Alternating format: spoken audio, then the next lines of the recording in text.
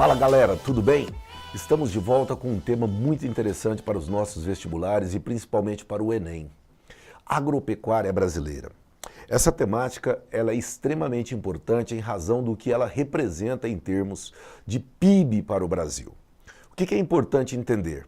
Isso forma uma cadeia produtiva que interliga os três setores do processo produtivo: o setor primário, o setor secundário e o setor terciário.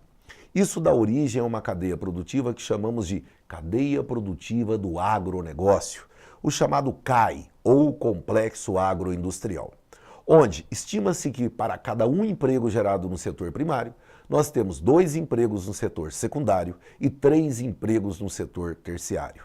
Isso deixa muito claro para você o quanto é importante o setor do agronegócio para a economia brasileira. Estima-se que ele representa cerca de 23% do PIB brasileiro. Então devemos entender que o país apresenta uma série de fatores que favorecem o setor agrícola no país, com destaque para pensarmos primeiramente as condições climáticas, as variações climáticas onde a tropicalidade é um fator extremamente positivo.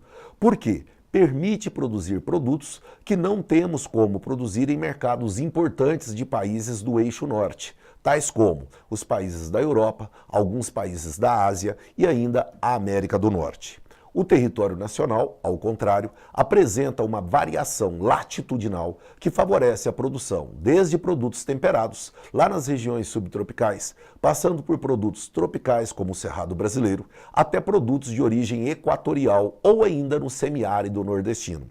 Assim sendo, nós temos um outro fator muito importante. Qual é? A topografia extremamente favorável. Um relevo pouco acidentado que favorece a mecanização do campo, o que aumenta a capacidade de produção. Além disso, a variação dos solos permite diversos tipos de solos com boa fertilidade. E aqueles que não apresentam uma fertilidade natural, ainda é possível fazermos manejo adequado, tais como o processo de calagem, a adição de calcário ao solo em solos ácidos do cerrado, visando reduzir o pH. Deste modo, conseguimos atingir um grande mercado em termos de produção e de consumo. Além disso, o país apresenta um mercado interno extremamente importante em termos de capacidade de consumo. Aquilo que não é consumido aqui, ainda podemos exportar, favorecendo a ocorrência de uma balança comercial superavitária, tomando como referência as commodities agrícolas. Nos últimos anos, o que observamos? Um fenômeno de intensa modernização do campo, em especial, provocando a expansão da fronteira agrícola no Brasil. Destaque para o Cerrado brasileiro, que se transformou no celeiro agrícola do país. Então é muito importante que você entenda as principais características da produção rural no Brasil. Primeiramente, nós temos setores que apresentam características de atraso tecnológico, convivendo com setores que apresentam grande avanço tecnológico. Ou seja, convive uma agricultura moderna com uma agricultura tradicional, uma agricultura intensiva com uma agricultura extensiva.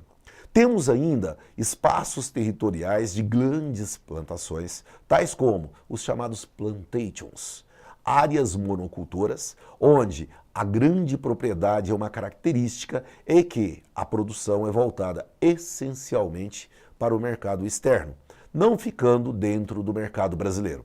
Devemos entender ainda que esse aspecto acaba favorecendo uma enorme concentração fundiária, fato que é histórico no território brasileiro.